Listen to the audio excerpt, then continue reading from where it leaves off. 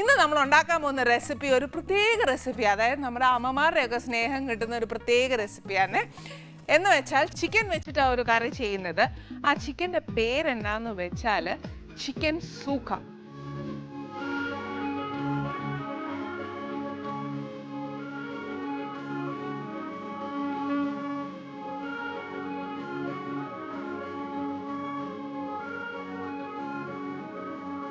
ഇതിന് വേണ്ട ഇൻഗ്രീഡിയൻസ് എന്നാന്ന് വെച്ചാൽ നമ്മുടെ അടുക്കളയിലുള്ള കാര്യങ്ങൾ തന്നെയുള്ളന്നേ. പക്ഷെ ഇതിനകത്ത് ഇച്ചിരി ഒരു പാട് എന്നാണെന്നറിയാവോ, ഇത് വറക്കാനുണ്ട്. അതായത് റോ ആയിട്ട് തന്നെ നമുക്ക് കുറച്ച് കാര്യങ്ങൾ വറക്കാനുണ്ട്. അതിനകത്ത് പരുവം തെറ്റിപ്പോയാൽ പിന്നെ നമ്മൾ മൊത്തം അങ്ങ് മാറിപ്പോവും. പിന്നെ ഒരു വറുത്തരച്ച തീയലിനെ കൂട്ടൊക്കെ ആയിപ്പോവും. അങ്ങനെ ആവല്ല. പക്ഷെ എന്നാൽ നമ്മുടെ ഒരു നല്ലൊരു ഇറച്ചിക്കറിയുടെ ഒരു ടേസ്റ്റും കൂടെ അതിന് വരാനുള്ളതാണ്. അപ്പോൾ എന്നാ ചെയ്യേണ്ടതെന്ന് വെച്ചാൽ എഴുതിക്കും. ആദ്യം തന്നെ ഞാൻ ഭരണിയെ കാണിക്കുന്നുള്ളൂ. കുരുമുളക് വേണം, തനി കുരുമുളക്, പെരിഞ്ജീരകം, ജീരകം, സാദാ ജീരകം, കടുക്, മല്ലിപ്പൊടി, കാശ്മീരി മുളകാന്നു ഞാൻ ഉപയോഗിക്കുന്നത്. അതുകൊണ്ടാണ് കാശ്മീരി മുളക് എന്ന് പറയുന്നത്. അല്ല വറ്റൽ മുളകാണെങ്കിൽ സാദാ മുളക് എടുക്കുന്നെങ്കിൽ അതെടുത്തോളൂ. മുളക് പൊടി വേണം, സവാള അരിഞ്ഞത്, ഇഞ്ചി അരിഞ്ഞത്, വെളുത്തുള്ളി അരിഞ്ഞത്, പട്ട, ഗ്രാമ്പു, ഏലക്ക, തേങ്ങാക്കൊത്ത്, ടൊമാറ്റോ, മല്ലിയില, പിന്നെ ചിക്കൻ. ഇത് ഉണ്ടാക്കാനുള്ളത് വെളിച്ചെണ്ണയിൽ ഉണ്ടാക്കുന്നത്. അതില്ല കുഴപ്പമില്ല, വെളിച്ചെണ്ണ നിങ്ങൾക്ക് ഉപയോഗിക്കാറില്ല എന്നുണ്ടെങ്കിൽ സാധാ വെജിറ്റബിൾ ഓയിൽ ഒഴിച്ചാലും മതി. പിന്നെ ഇതിൻ്റെ കൂടെ വിനീഗറും കൂടി ഉണ്ട്. ഇത്രയും സാധനങ്ങളെ നമുക്ക് വേണ്ടുള്ളൂ. ആദ്യം ഞാൻ ഭരണി കാണിച്ചു, പക്ഷെ നമുക്ക് എല്ലാവർക്കും അറിയാം അതിനകത്ത് ഉപ്പാന്നുള്ളത്. ഇനി ആദ്യം എന്നാന്ന് വെച്ചാൽ നമ്മൾ എപ്പോഴും എന്നാ ചെയ്യുന്നത്, ഉള്ളി അങ്ങോട്ട് വഴറ്റിയേച്ചല്ലേ ഈ ബാക്കി മുളക് അതെല്ലാം ഇടുന്നത്. പക്ഷെ ഇപ്രാവശ്യം അങ്ങനെ അല്ല ചെയ്യുന്നത്. നമുക്കൊരു ഇച്ചിരി എണ്ണ വറുക്കാനും ഒക്കെ ആയിട്ടുണ്ട്. അത് എന്നാക്കിയാണ് വേണ്ടിയെന്ന് വെച്ചാൽ, ഫസ്റ്റ് നമുക്ക് വേണ്ടിയത് കുറച്ച് കുരുമുളക്. കുരുമുളക് അതിൻ്റെ എരു കണക്കാക്കി, കുരുമുളകിൻ്റെ ഫ്ലേവർ നമുക്ക് ഇഷ്ടം പോലെ വേണം എന്ന് തോന്നുവാന്നേൽ അത് കണക്കാക്കി ഇട്ടോ. ഇപ്പോൾ 1 കിലോ ചിക്കന് ഞാൻ ഇവിടെ ഇടാൻ പോകുന്ന 2 ടീസ്പൂണോളം കുരുമുളക് ഇടുക. പിന്നെ വേണ്ടിയത് 1 ടീസ്പൂൺ പെരിഞ്ജീരകം, ഒരു 1/4 ടീസ്പൂൺ മതിയാവും ജീരകം, അതേ കൂട്ട് തന്നെ കടുക്. ഇത് ഇത്രയും ആദ്യം ഒരു ചെറിയ തീയല ഒന്ന് മൂക്കട്ടെ. ഞാനിപ്പം ഹൈ ഫ്ലെയിമാണ് വെച്ചേക്കുന്നത്. എന്നാന്ന് വെച്ചാൽ നമ്മുടെ ചട്ടിയും കൂടെ കുറച്ചൊന്ന് മൂക്കാനില്ലയോ, അതുകൊണ്ടാണ് ഞാൻ ഇച്ചിരി ഹൈ ഫ്ലെയിമേ വെച്ചേക്കുന്നത്. ചട്ടി ഒരു നല്ലതായിട്ട് പാൻ ഒന്ന് ചൂടായി കഴിഞ്ഞ് വെച്ചാൽ തീ അങ്ങോട്ട് കുറച്ചേച്ച് ഈ ജീരകവും പെരിഞ്ജീരകവും ഒക്കെ ഒന്ന് മൂക്കുന്ന ആ ഒരു പരുവാന്നേ.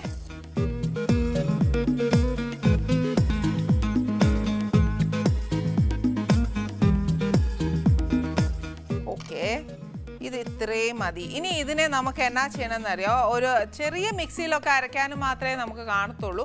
ആ മിക്സിയിലോട്ടൊന്ന് മാറ്റാം. അപ്പോൾ ചെറിയ സിമ്മേ വെച്ച് വെച്ചാൽ ഉള്ള ചൂടും കൂടെ നമ്മുടെ ആ എന്നാ പറയുക സ്പൈസസ് ഒന്ന് ചൂടാവുകയും കൂടെ ചെയ്യും. പട്ടയും ഗ്രാമ്പും ഒന്നും ഇതിനകത്തോട്ട് ഇട്ടേക്കല്ലേ.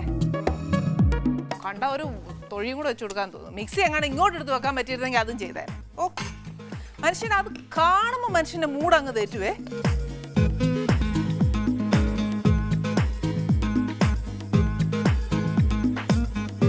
ഇതുപോലെ ഇതിനകത്തോട്ട് നെക്സ്റ്റ് എന്നാ ചെയ്യേണ്ടത്, നമ്മുടെ വറ്റൽ മുളകില്ലേ അത് ഇതിനകത്തോട്ട് ഇടുക. 8 വറ്റൽ മുളക് ഞാൻ ഇട്ടിട്ടുണ്ട്. ഇതും ഒരു ഇച്ചിരി ഒന്ന് മൂക്കണം. ഇതിൻ്റെ മൂപ്പ് എങ്ങനെയാന്ന് വെച്ചാൽ, ഈ മുളകുണ്ടല്ലോ നല്ലതായിട്ട് മൂത്തേച്ചാൽ ഇതൊന്നിങ്ങനെ എന്നാ പറയാ, നമ്മൾ ബിസ്ക്കറ്റൊക്കെ പൊട്ടിക്കുന്ന കൂട്ടുണ്ടല്ലോ, ഇങ്ങനെ അങ്ങ് പൊട്ടുവേ, അതാന്നു കണക്ക്.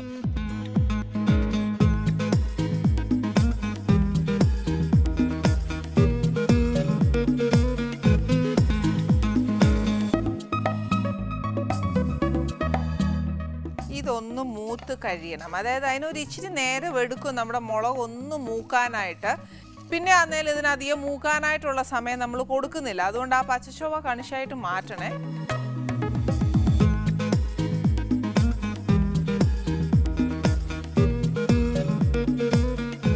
ഇതിനകത്തോട്ട് നെക്സ്റ്റ് ഞാൻ മുളക് അങ്ങ് മൂത്തുവേ, ഇനി അങ്ങ് ഇട്ടേച്ചാൽ കരിഞ്ഞു പോകും. ഇനി നെക്സ്റ്റ് എന്നാ ചെയ്യേണ്ടതെന്ന് വെച്ചാൽ നമ്മൾ നേരത്തെ എടുത്ത് വെച്ച മല്ലിയാണെങ്കിൽ എടുക്കുന്നെങ്കിൽ മല്ലിയും കൂടെ ആദ്യം ഇട്ട് മൂപ്പിക്കുക. അതല്ല മല്ലിപ്പൊടിയാന്നേൽ ഈ ചൂടായി കിടക്കുന്ന ചട്ടിയില്ലേ അതിനകത്തോട്ട് ഒരിടുക. ഞാൻ 2 ടീസ്പൂണും അല്ല, 1 കിലോ ചിക്കൻ ആന്നേൽ ഈ തല തട്ടിയേച്ച് സ്പൂണിൻ്റെ തല തട്ടിയേച്ച് ഒരു 4 ടീസ്പൂണോളം ഇടണം. അതേപോലെ തന്നെ നമ്മൾ വറ്റൽമുളക് ഇട്ടേക്കുക. പക്ഷേ എന്നാലും നമുക്ക് ആ കറിക്ക് ഒരു കൊഴുപ്പും വേണം, ഒരു ഇച്ചിരി എരിവും വേണം. അതുകൊണ്ട് ഒരു 2 ടീസ്പൂൺ മുളക് പൊടിയും കൂടെ ഇടുക. അന്നേച്ച് ഇതിനെ ഒന്ന് മൂപ്പിക്കണം. മുളക് അതിനകത്ത് നിന്ന് എടുക്കണ്ട കേട്ടോ, അതിനകത്ത് തന്നെ കിടന്നേച്ച് ഒന്നുകൂടെ അതൊന്ന് മൂത്തോട്ടെ.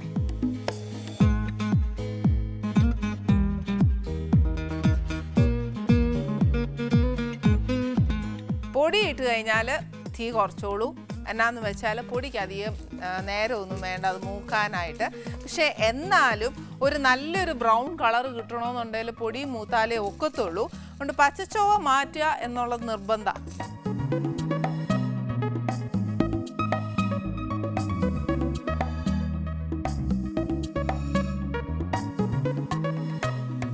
ഇപ്പം നല്ല പുക വന്നേ. ഇനിയിപ്പോൾ ആണെങ്കിൽ നമ്മൾ അധികം ഇട്ട് കഴിഞ്ഞാൽ നമ്മുടെ പൊടി ആന്നേലങ്ങ് മുരിഞ്ഞു പോകും.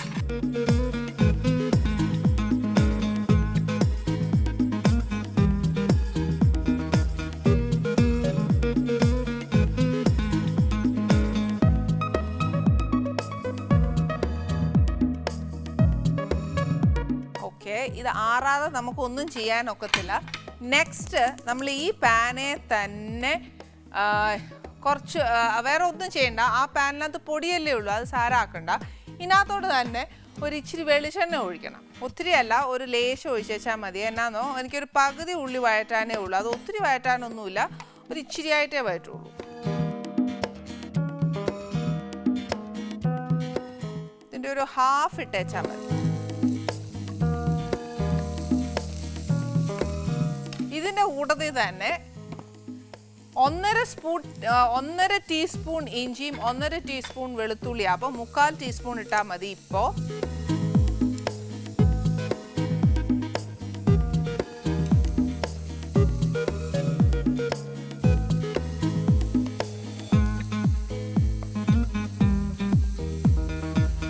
ഒന്ന് വാടിയേച്ചാൽ മതിയേ. പിന്നെ ഇത് അരയ്ക്കുന്നതിന് മുന്നേ ആയിട്ട് നമുക്കൊരു ഇച്ചിരി എന്നാന്നറിയാമോ, ശകല മഞ്ഞപ്പൊടിയും കൂടി ഇടണം. പക്ഷെ അത് നമ്മൾ മൂപ്പിക്കണ്ട,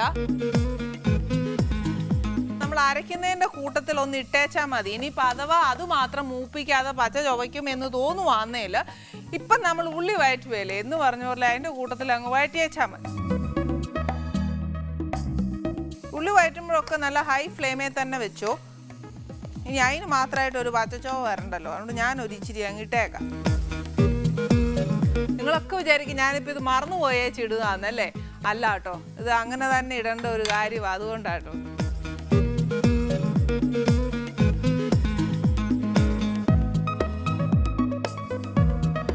ഞാൻ നല്ലതായിട്ട് തീ ഓഫ് ചെയ്തേച്ച് നമ്മൾ ഈ അരയ്ക്കാനുള്ളതിൻ്റെ കൂട്ടത്തിലോട്ട് ഇതും കൂടി അങ്ങ് ചേർക്കുക.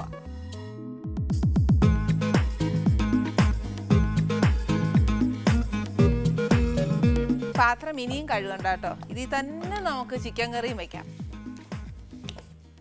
ഒന്നാമത്തെ കാര്യം എനിക്കാണെങ്കിൽ ഈ പാത്രം ഒത്തിരി കഴുകുന്നൊന്നും പിടിക്കുകയില്ല, നല്ല ചൂടുണ്ട്. പക്ഷെ ഇപ്പം നമ്മൾ അരയ്ക്കാൻ നിന്നാൽ നമ്മുടെ അടുക്കള മുഴുവൻ ഒരു പണിയാവുമേ.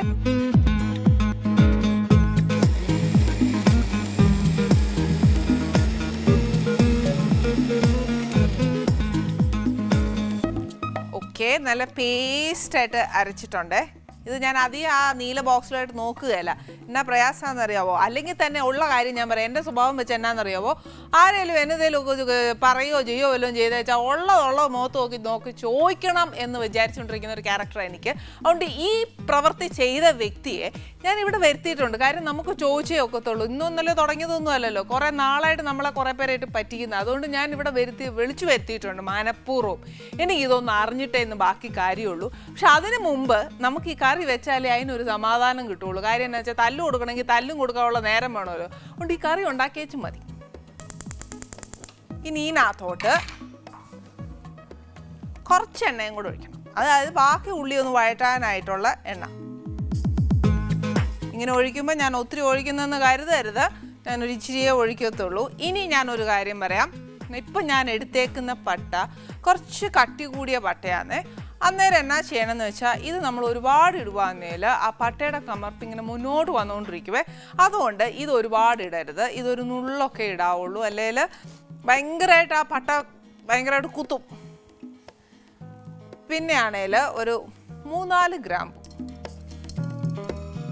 ഇതിൻ്റെ കൂട്ടത്തിൽ ഒരു 3-4 ഏലക്ക. ചതച്ചിടണമെന്നുണ്ടെങ്കിൽ അങ്ങനെ ആവാം, അങ്ങനെ നിർബന്ധമൊന്നുമില്ല. ഇപ്പോൾ ചതച്ചിട്ടില്ലേലും കുഴപ്പമൊന്നുമില്ല. ഇട്ടാൽ കുറച്ചുകൂടെ നല്ലൊരു ഫ്ലേവർ ആ ഏലക്കയുടെ മുന്നോട്ട് വരുന്നേ ഉള്ളൂ. പിന്നെ വേണ്ടിയത് ഇതൊന്ന് ആയി കഴിഞ്ഞു കഴിഞ്ഞാൽ, അതായത് നമ്മുടെ കടുക് പൊട്ടുന്ന കൂട്ട് അത് ഒന്ന് ഇച്ചിരി ഒന്ന് പൊട്ടാൻ ശ്രമിക്കും എന്നല്ല, അത് പൊട്ടും. തേങ്ങാക്കൊത്ത് നമുക്ക് എത്രയാ വേണ്ടിയെന്ന് വെച്ചാൽ അത് കണക്കാക്കി എടുത്തോണം. ഇറച്ചിക്കറിയിലൊക്കെ തേങ്ങാക്കൊത്ത് ഇടുക എന്ന് പറഞ്ഞാൽ എനിക്ക് ഭയങ്കര ഇഷ്ടമാണ് ആ തേങ്ങാക്കൊത്ത് തിന്നാനായിട്ട്.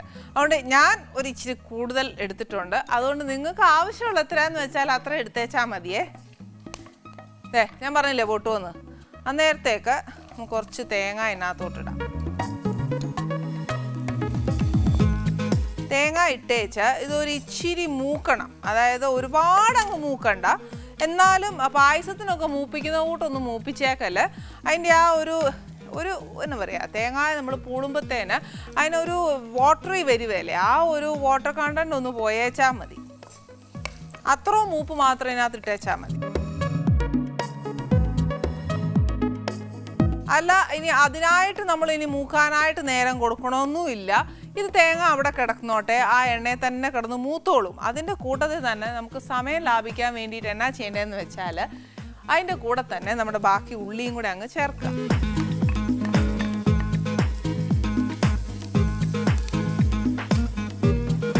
ഉള്ളി ചേർക്കുക, ബാക്കി ഇഞ്ചിയും വെളുത്തുള്ളി 3/4 ടീസ്പൂണാണ് നമ്മൾ നേരത്തെ എടുത്തേക്കുന്നത്. ഇനി ബാക്കി 3/4 കൂടെ ഇതിനകത്തോട്ട് ചേർക്കണം.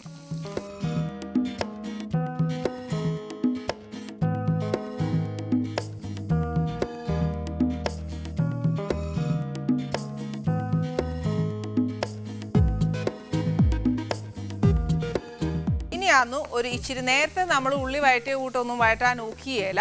അതൊരു ഇച്ചിരി നല്ലതായിട്ടൊന്ന് വഴന്ന് കിട്ടിയാൽ മാത്രമേ നമുക്ക് അതിനെ എന്നാ പറയുക ആ ഒരു പച്ചച്ചവ് മാത്രമുള്ളൂ. ഇതിനകത്ത് 3 കാര്യങ്ങൾ ചേർന്നിട്ടുണ്ട്. എന്നാന്ന് വെച്ചാൽ ഉള്ളിയുണ്ട്, ഇഞ്ചിയുണ്ട്, വെളുത്തുള്ളിയുണ്ട്. ഇതെല്ലാം മൂക്കണം, അല്ലാതെ ഒക്കുകയില്ല. ഇത് വഴറ്റുന്നതിൻ്റെ കൂട്ടത്തിൽ നമ്മൾ നിറച്ച് കറിവേപ്പില ഇട്ട് കൊടുത്തു. ഈ സമയത്ത് വേണം കറിവേപ്പില ഇടാൻ. അത് കഴിഞ്ഞ് വാങ്ങുമ്പോഴും മൊരിയുമ്പോഴും ഒക്കെ കറിവേപ്പില ഇടണം, അത് വേറെ കാര്യം. ഇനി എന്നാ ചെയ്യേണ്ടതെന്ന് വെച്ചാൽ ഒരു പകുതി ടൊമാറ്റോ ഇടാം. അതിൻ്റെ ഒരു പുളിയും കൂടെ ഒരു ഇച്ചിരി ഇറങ്ങിക്കോട്ടെ. ഇതങ്ങോട്ട് ഒത്തിരി അങ്ങോട്ട് എന്നാ ദശ പോയി അങ്ങനെയൊക്കെ ചെയ്യാനായിട്ട് നേരം കൊണ്ട് ചെയ്തോ, കുഴപ്പമൊന്നുമില്ല. ഇനിയിപ്പോൾ അഥവാ ധൃതിയാന്നേൽ വലിയ പ്രയാസമൊന്നും വരണ്ട. ഇതൊന്ന് വാടി കഴിഞ്ഞ് വെച്ചാൽ നമ്മൾ അരച്ച് വെച്ചേക്കുന്ന അരപ്പുണ്ടല്ലോ, അത് നല്ല മഷി പോലെ നല്ല പേസ്റ്റ് പരുവത്തിന് അങ്ങ് നമ്മൾ അരച്ചെടുക്കണേ. അതിന് ഒട്ടും തരി പാടില്ല. പിന്നെ ആന്നേൽ മല്ലി അങ്ങനെയൊക്കെ ചേർക്കുവാന്നേൽ തനിയായിട്ട് ചേർക്കുവാന്നേൽ ആദ്യം വെള്ളം ഒഴിക്കുന്നതിന് മുന്നേ ഈ സ്പൈസസ് എല്ലാം ഒന്ന് നല്ല പൗഡർ പോലെ പൊടിക്കണം. പൊടിച്ചതിന് ശേഷം വേണം ഉള്ളി വഴറ്റിയതും അതെല്ലാം ചേർക്കാനായിട്ട്. അതല്ലാതെ നമ്മൾ ചേർക്കുവാന്നേൽ തരിതരിപ്പായിട്ട് കാണുവേ, മല്ലിയൊന്നും അധികം അരയുവേല. ഇനി ഇതിനകത്തോട്ട് നമ്മുടെ ഈ അരപ്പ് അങ്ങോട്ട് ഇടുക.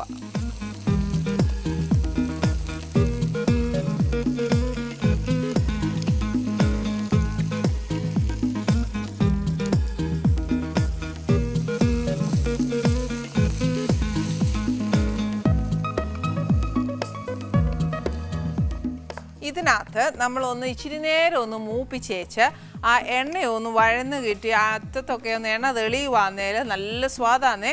അതുകൊണ്ട് നമ്മൾ എന്നാ ചെയ്യണം, ഒരു ഇച്ചിരി വഴറ്റി ആ എണ്ണ തെളിയിക്കുന്നതുകൊണ്ട് നഷ്ടമൊന്നുമില്ല, അതൊന്നും നല്ലതാണ് അങ്ങനെ തെളിഞ്ഞു വന്നാൽ. അതിന് എളുപ്പ വഴിയാന്നു ഞാനിപ്പോൾ കാണിച്ചു തന്നെ. എന്നാന്ന് വെച്ചാൽ ഇച്ചിരി വെള്ളം ഒഴിച്ച് വെച്ചാൽ അതങ്ങ് പറ്റുമ്പോഴത്തേന് സാധാരണ ഗതിയിൽ അത് എണ്ണ അങ്ങ് തെളിഞ്ഞ് വന്നോളും. നമ്മൾ അതിൻ്റെ പുറകെ ഒന്നും പോകും വേണ്ട.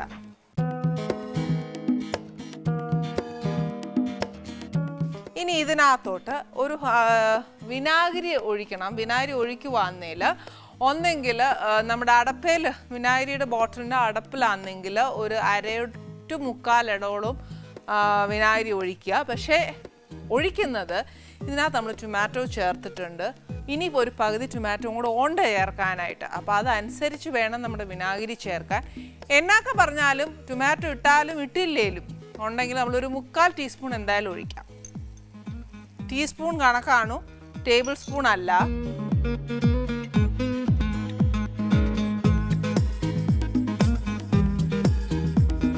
പിന്നെ ഉള്ളി വഴറ്റാൻ നേരം ഞാൻ ഒരു ഇച്ചിരി ഉപ്പിട്ടായിരുന്നു. എന്നാന്ന് വെച്ചാൽ നമ്മളെപ്പോഴും ചെയ്യത്തില്ലേ, അന്ന് പറഞ്ഞ കൂട്ടൊന്ന് പെട്ടെന്ന് മൂത്ത് കിട്ടാനായിട്ട് ഇട്ടായിരുന്നു. പിന്നെ അതനുസരിച്ച് വേണം ഇനി നമ്മൾ ചേർക്കാനുള്ളത്.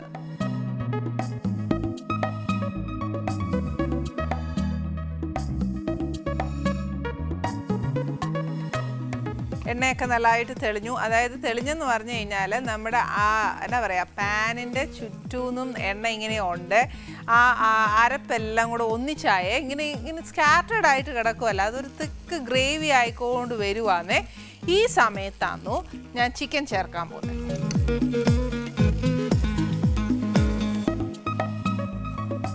അന്നേച്ച് ഇതിനകത്ത് ഈ അരപ്പെല്ലാം നമ്മൾ ചിക്കനിലോട്ട് നല്ലതായിട്ട് പെരട്ടണം.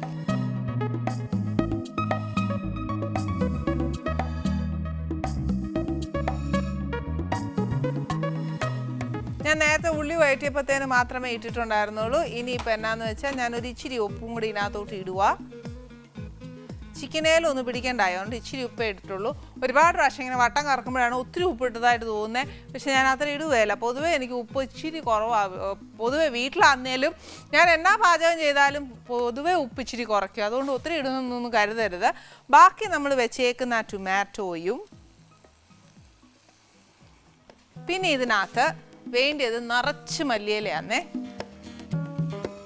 ഇപ്പം ഇച്ചിരി ഇടും, പിന്നെയും കുറച്ചിടും, അത് കഴിയുമ്പോൾ കുറച്ചുകൂടി ഇടും. അതുകൊണ്ട് ഒന്നും തീർക്കുകയില്ല.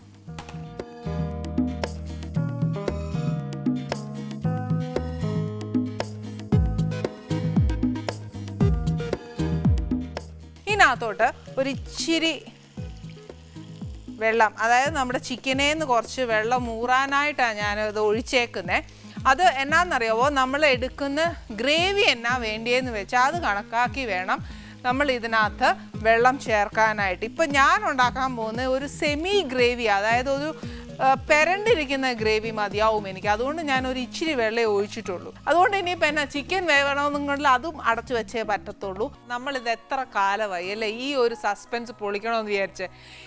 ഈ ഒരു ഇതേപോലത്തെ ഒരു ഗിഫ്റ്റ് ബോക്സ് നമ്മുടെ അടുക്കളയിലും വന്നുപെട്ടിട്ടുണ്ട്.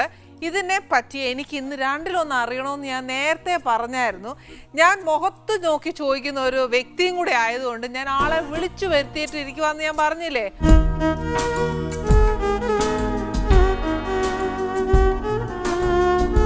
കുഞ്ഞെ ആദ്യമേ അങ്ങ് ചോദിച്ചു പറയൂ എന്നതാന്ന് ഉള്ള കാര്യം പറയാം.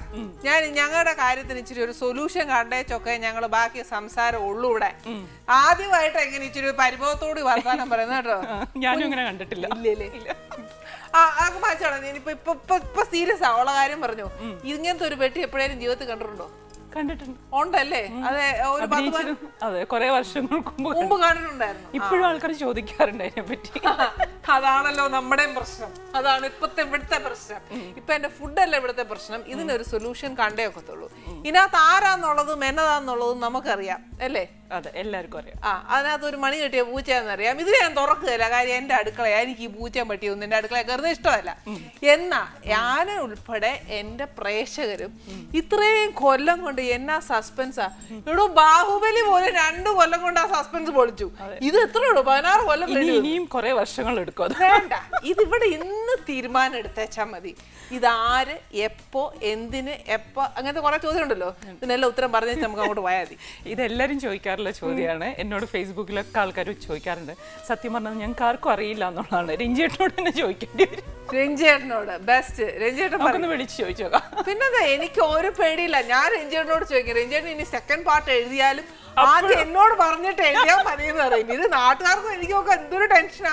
തനിക്കറിയാം രഞ്ജിയേട്ടൻ സസ്പെൻസിലിടും പിന്നത്തെ പാട്ടിലേക്ക്. എടോ തനിക്കും അറിയാൻ മേലെന്ന് ഉറപ്പാണോ? എനിക്കറിയില്ല. താനാണോ കൊടുത്തത്? അല്ല, ആഗ്രഹം ഉണ്ടായിരുന്നു. പക്ഷെ അതും അറിയാമേ. ആഗ്രഹം ഉണ്ടായിരുന്നു പക്ഷെ കൊടുപ്പിച്ചില്ല. അതാണ് ഏറ്റവും പ്രയാസം. ഓക്കെ, സസ്പെൻസ് അങ്ങനെ തന്നെ കിടന്നോട്ടെ. കാര്യം എത്രയായാലും ഈ പറഞ്ഞോട്ട് ആ ഒരു സസ്പെൻസ് അറിയാൻ എനിക്കും ഭയങ്കര ക്യൂരിയോസിറ്റി ആയിരുന്നു. ചില സസ്പെൻസ് അങ്ങനെ കിടക്കുന്ന ഏറ്റവും നല്ല. ഞാൻ പറയുമല്ലേ, അല്ലെങ്കിലും നമ്മൾ ആർക്കെങ്കിലും ഒരു ഇച്ചിരി പൈസ മേടിച്ച് വെച്ച് 1 രൂപ പോലെ അവിടെ കടം കിടന്നാലുണ്ടല്ലോ, അതവിടെ കിടക്കട്ടെ നമ്മൾ വിചാരിക്കും. അന്ന് വിചാരിച്ച പോലെയാ.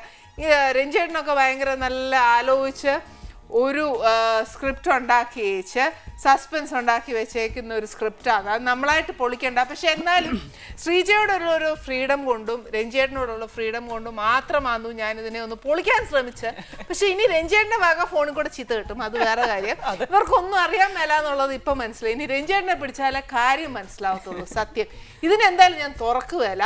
ഇതിനെ ഞാൻ അങ്ങോട്ട് മാറ്റി നിർത്തിയേച്ചു. എൻ്റെ അടുക്കളയിൽ ഇങ്ങനത്തെ പരിപാടിയൊന്നും എനിക്ക് ഇഷ്ടമല്ല. കുഞ്ഞു നീങ്ങിയേ.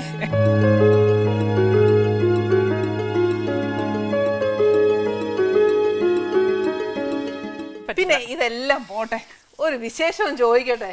കുഞ്ഞെ, ഞങ്ങള് തന്നെ സ്ക്രീനെ കാണുമ്പോഴത്തേനും ഉണ്ടല്ലോ ഒരു ഇച്ചിരി കൂടെ ഒക്കെ നന്നായിരുന്നു. ഇത് തന്നെ വെച്ചോ ഇങ്ങനെ ആയിപ്പോയേ? കഷ്ടപ്പെട്ട് മെലിയുന്നു അങ്ങനെ പറയരുത്. അങ്ങനെ ഇപ്പൊ കഷ്ടപ്പെട്ട് വലിയ ഡാൻസ് ഒക്കെ ചെയ്താൽ മതി. എന്നാ ചെയ്യണമെന്ന്? ഡാൻസ് ചെയ്യണം. അയ്യേ, വേറെ വഴിയില്ലേ? ഞങ്ങൾ ഇവിടുത്തെ ഡാൻസാ. ഇങ്ങനെ 3 അടുപ്പേ വെച്ചുള്ള ഡാൻസേ കളിക്കുള്ളൂ. അല്ലാതെ അതിൽ കൂടുതലൊന്നും ഞങ്ങൾ ഒരുന്നില്ല. കാര്യം എനിക്ക് സത്യം പറഞ്ഞാൽ മേലിറങ്ങുന്ന ഒരു പണി ഇഷ്ടമല്ല. ഇവിടെ നിന്നോണ്ടുള്ള കളിയേ ഉള്ളൂ. അതിൽ കൂടുതലൊന്നും ഇഷ്ടമല്ല. പിന്നെ ഉള്ള കാര്യം ഞാൻ പറയാമേ, ശ്രീജയ 16 years കഴിഞ്ഞു. ഇപ്പൊ 16 years കഴിഞ്ഞല്ലേ വരുന്നേ. അന്ന് കണ്ട ശ്രീജയെ കാണാനാണ് ഞങ്ങൾക്ക് കുറച്ചുകൂടി ഇഷ്ടം. അപ്പൊ അടുത്ത പ്രാവശ്യം ഇച്ചിരി അതിന് വളരെ ഈസിയാ. കഴിക്കാനൊക്കെ ഇഷ്ടം. കഴിക്കണം ഫ്രണ്ടിലിരിക്കുമ്പോ ഈശ്വര അത് കഴിച്ചാൽ എനിക്ക് തടി വയ്ക്കുമല്ലോ എന്നുള്ളൊരു വിഷമത്തിൽ കഴിക്കണം. ദുഃഖിച്ച് കഴിക്കുന്ന ഏക ഒരു വ്യക്തി ഇത് മാത്രമേ ഉള്ളൂ. ജിമ്മിൽ പോയി കഷ്ടപ്പെട്ട് ചെയ്യുമ്പോ അപ്പൊ വിചാരിക്കും ഈശ്വര ഇനി ഞാൻ ഫുഡ് കണ്ട കഴിക്കില്ല എന്നൊക്കെ ഒരു ശബ്ദമൊക്കെ എടുത്തിട്ട് വരും. പക്ഷെ തിരിച്ചു വരുമ്പോ വീണ്ടും നമ്മൾ കഴിക്കും. ഭക്ഷണം കാണുമ്പോഴത്തേക്കും നമ്മൾ കഴിക്കും അല്ലേ? അതെല്ലാവർക്കും ഒരു ടെൻഡൻസി. ഉറപ്പാ. കൊതിയുള്ള ആരും എനിക്ക് ഞാൻ പറയട്ടെ, കൊതിയുള്ളവരോ ഇല്ലാത്തവരാരും എനിക്ക് ഉണ്ടെന്ന് തോന്നുന്നില്ല. എല്ലാവർക്കും ഏതൊരു ഭക്ഷണത്തോടും ഒരു കൊതി. ഭക്ഷണം കണ്ട സന്തോഷം തോന്നാത്തേ ഉള്ളൂ. അതിനകത്ത് ഞാൻ പറയുന്നത് എന്താണെന്ന് വെച്ചാൽ ഫോർമാലിറ്റി കാണിക്കരുത്. നമ്മൾ മനസ്സ് തുറന്ന് സന്തോഷത്തോടെ വയറ് നിറച്ച് കഴിക്കുക. അങ്ങനെ സെർവ് ചെയ്യുന്നതാണ് ഒരാൾക്ക് ഇഷ്ടം, ഉണ്ടാക്കുന്ന ആൾക്കും അതാണ് ഇഷ്ടം അല്ലേ? പക്ഷെ എന്തായാലും ശ്രീജയെ 16 വർഷത്തിന് ശേഷം ഞാൻ കാണുക. ഈ പറഞ്ഞോട്ട് ഞാൻ ഫിലിമിൽ വർക്ക് ചെയ്ത സമയത്തും ശ്രീജയും ഞാനായിട്ട് വർക്ക് ചെയ്തിട്ടില്ല. ഇതാണ് ഫസ്റ്റ് ഞങ്ങൾ തമ്മിൽ നേരിട്ട് കാണുന്നതും വിശേഷങ്ങൾ ചോദിക്കാൻ പോകുന്നത്. ഒന്ന് ആലോചിക്കുക, വന്ന് കേറിയപ്പോ തന്നെ എന്നെ വിരട്ടോടുകൂടി എന്നെ മര്യാദയാ ഞാൻ കാണിച്ചല്ലേ. പക്ഷെ എന്നാലും എന്നാ അല്ലേ, ആ കുഞ്ഞിനോടുള്ള ഒരു സ്വാതന്ത്ര്യം കൊണ്ടും നമ്മുടെ അടുക്കളയല്ലേ. അപ്പൊ നമ്മുടെ ഈ പറഞ്ഞോട്ട് നമ്മുടെ പ്രേക്ഷകരുടെയൊക്കെ കുഞ്ഞനിയത്തിയും കൂടി. അന്നേരം പിന്നെ നമ്മൾ ആ ഒരു സ്വാതന്ത്ര്യം എത്രയായാലും എടുക്കാലോ. നമുക്ക് വിശേഷമൊക്കെ ചോദിച്ചറിയണ്ടായോ? അങ്ങോട്ട് വാ.